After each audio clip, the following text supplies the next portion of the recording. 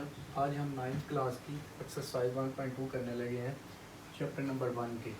तो 1.2 करने से पहले हम ये कुछ डेफिनेशन है जिनको हम सॉल्व करेंगे, क्योंकि 1.2 जो है सारी डेफिनेशन के ऊपर है। सबसे पहले रो मैट्रिक्स, पीछे हम पढ़ चुके हैं। रो मैट्रिक्स ऐसा मैट्रिक्स होता है जिसमें सिर्फ ओनली वन रो होती है। इसमें हम लिख सकते हैं a matrix in which only one row exists. A matrix in which only one row exists is called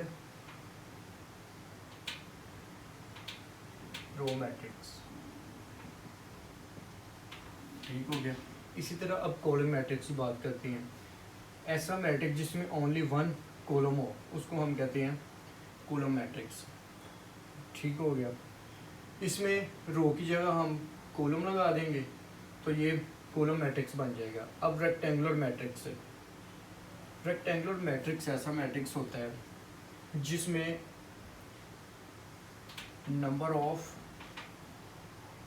rose equal होती हैं number of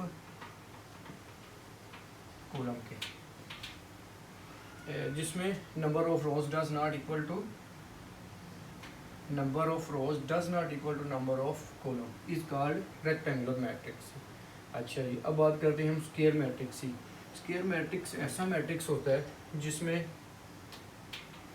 number of rose equal होती हैं नंबर ऑफ कॉलम के। अच्छा जी, अब ये देखिए नल वेक्टर या ज़ीरो वेक्टर ऐसा मैट्रिक्स होता है जिसमें तमाम एंट्रीज हमारे पास ज़ीरो के इक्वल होती हैं। A matrix which has all entries is equal to zero.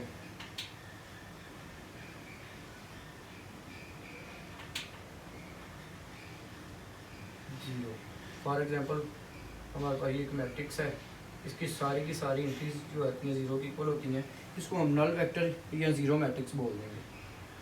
अच्छा जी, अब आ गया transport of matrix. Transport of matrix का मतलब होता है कि ऐसा मैट्रिक्स जिसकी हम रोज को उसके कॉलम में कन्वर्ट कर देते हैं, तो वो जो नया मैट्रिक्स बनता है वो ट्रांसपोर्ट ऑफ मैट्रिक्स बनता है। फॉर एग्जांपल जिस तरह ये है कि 1 2 3 4, इसको अगर मैं ए का नाम दे देता हूँ तो इसका जो ट्रांसपोर्ट होगा वो ए टी होगा। इसकी ये हो जाएगा 1 2 3 4। मतलब ये है कि इसकी जो रोज़ हैं इसको हमने कॉलम में तब्दील चेंज कर दिया, तो ये जो नया वेक्टर मैट्रिक्स बनेगा उसको हम ट्रांसपोर्ट ऑफ मैट्रिक्स कहेंगे। अब आगे नेगेटिव मैट्रिक्स क्या होता है। नेगेटिव मैट्रिक्स में हम सिंपल ये करते हैं, मैट्रिक्स से जितने भी साइन होते हैं इंट्रीज के उनको चेंज कर देते हैं। फॉर एग्जांपल ये मैंने मैट्रिक्स लिखा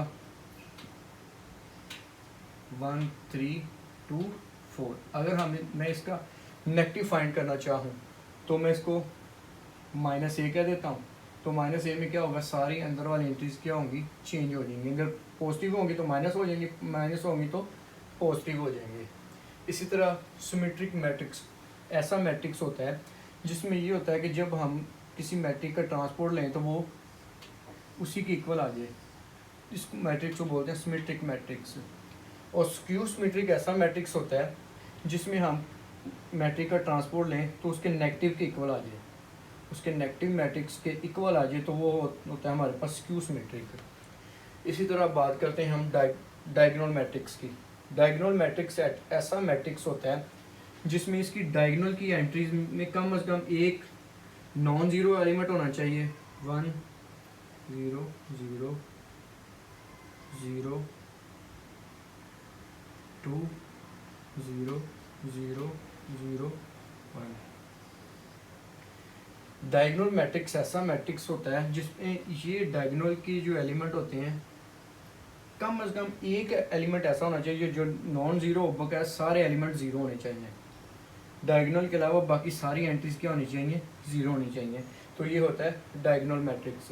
और आइडेंटिटी मैट्रिक्स क्या होता है, आइडेंटिटी मैट्रिक्स ऐसा होता बेसिकली वो भी डायगोनल मैट्रिक्स है, लेकिन इसकी ये जो एंट्रीज होती हैं डायगोनल की एंट्रीज वो सारी 1 के इक्वल होती हैं। इस तरह का जो मैट्रिक्स होता है इसको हम आइडेंटिटी मैट्रिक्स बोलते हैं।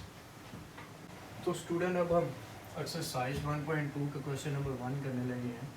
ये हमारे पास एक उसने मैट्रिक्स दिया हुआ, उसने बताया हुआ है कि ये बताएं कि ये कौन सा मैट्रिक्स है। तो अभी हमने सारी डेफिनेशनें पढ़ी हैं। ये मैट्रिक्स ए है, इसमें सारी की सारी एंट्रीज जो हैं वो ज़ीरो के इक्वल है। तो ऐसा मैट्रिक्स जिसमें सारी की सारी एंट्रीज ज़ीरो के इक्वल होती हैं उसको हम ज़ीरो मैट्रिक्स कहते हैं, या उसका दूसरा नाम होता है नल मैट्रिक्स। अच्छा जी, अब ये देखें, ये बी मैट्रिक्स दिया हुआ है, इसमें देखें तो सिर्फ एक ही रो है। ऐसा मैट्रिक्स जिसमें सिर्फ एक ही रो उसे हम रो मैट्रिक्स बोलते हैं। ठीक हो गया। अब ये सी एक मैट्रिक्स है 4 0 6, इसमें अगर आप देखें तो सिर्फ एक ही कॉलम है, तो इसको हम कॉलम मैट्रिक्स बोल देते हैं। अच्छा जी, अब ये मैट्रिक्स है जिसमें डायगोनल के अलावा बकाया सारी एंट्री ज़ीरो की इक्वल होती हैं, और डायगोनल वाले जो एलिमेंट होते हैं वो सिर्फ 1 के इक्वल होते हैं। तो इस तरह का जो मैट्रिक्स होता है उसको हम आइडेंटिटी मैट्रिक्स बोलते हैं। अब ये देखें, ये एलिमेंट इसमें सिर्फ एक ही एलिमेंट है वो भी ज़ीरो को इक्वल है, तो ये ज़ीरो मैट्रिक्स हुआ। इसमें सिर्फ एक ही कॉलम है तो ये कॉलम मैट्रिक्स हो गया। अब इसका क्वेश्चन नंबर 4 है, इसके मैं 1-2 पार्ट करने लगा हूँ। इसमें हमने ये बताना है कि ये हमारे पास क्वेश्चन नंबर 4 है, तो इसका हमने नेगेटिव मैट्रिक्स फाइंड करना है। तो जब नेगेटिव मैट्रिक्स हम फाइंड करेंगे तो हम सिंपल क्या करेंगे, ये मैट्रिक्स है तो इसका नेगेटिव फाइंड करना होगा, तो उसको हम -a कह देंगे। तो हम क्या करेंगे, जितने एंट्रीज होंगे उनके साइन चेंज कर देंगे। अब ये देखें 1 है, प्लस का 1 है, अब हम -1 कर देंगे। ये 0 है, 0 वैसे का वैसे रहेगा। अब ये देखें -1 है तो ये प्लस का 1 हो जाएगा, तो ये इसका नेगेटिव मैट्रिक्स आ जाएगा। इसी तरह ये देखें ई है, इसका नेगेटिव मैट्रिक्स हमने फाइंड करना है। ये 1 है, प्लस 1 है तो इसके साथ हम साइन चेंज कर देंगे, -1 हो जाएगा। ये 2 है तो ये -2 हो जाएगा। ये -5 है तो इसका साइन चेंज कर देंगे तो ये +5 हो जाएगा। और ये 3 है तो इसका साइन चेंज कर देंगे तो ये -3 हो जाएगा। अच्छा जी, अब ये क्वेश्चन नंबर 5 है, इसका हमने ट्रांसपोर्ट फाइंड करना है। तो ट्रांसपोर्ट हम जब फाइंड करना होता है तो रो को हम चेंज कर देते हैं कॉलम को कॉलम में, या कॉलम को चेंज कर देते हैं रो में। तो ये ए है, इसका मैं जब ट्रांसपोर्ट फाइंड करता हूँ तो उसको हम ए टी के नाम से शो कर देते हैं। अब ये देखें, ये मेरे पास है एक 0 1 -2, ये एक कॉलम है, इसको मैं रो में चेंज कर दूंगा तो ये हो जाएगा 0 1 -2, तो ये इसका ट्रांसपोर्ट आ जाएगा। इसी तरह ये एफ़ है, एफ़ का जो मैं ट्रांसपोर्ट लूँगा तो ये एफ टी हो जाएगा।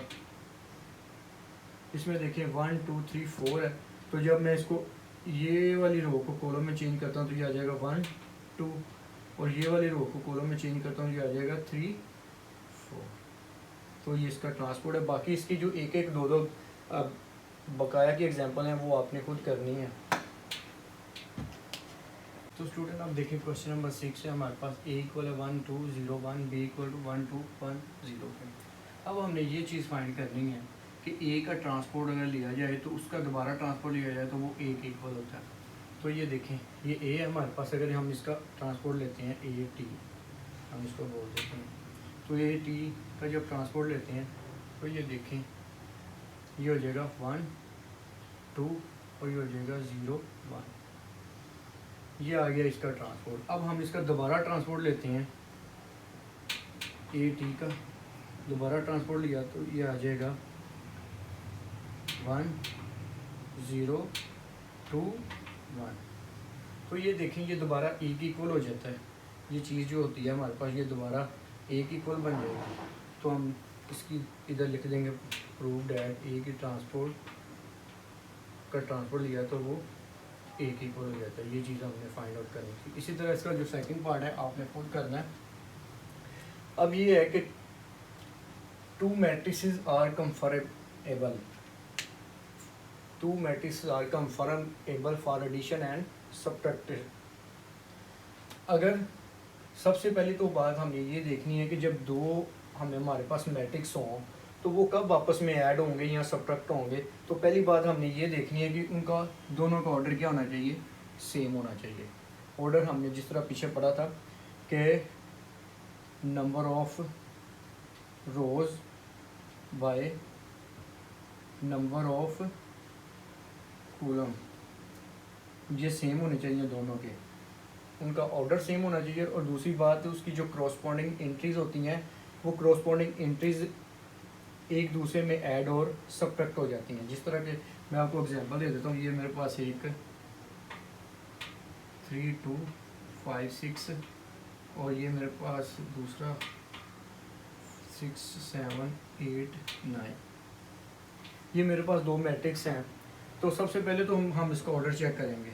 इसका ऑर्डर चेक करते हैं तो ये आ जाएगा 2/2, पहले वाले का ऑर्डर है 2/2 और दूसरे का ऑर्डर चेक करते हैं तो ये भी 2/2 ही है। अब ये देखें, पहली बात तो ये है कि ये इनका ऑर्डर सेम है तो ये ऐड भी हो सकते हैं और सब्ट्रैक्ट भी हो सकते हैं।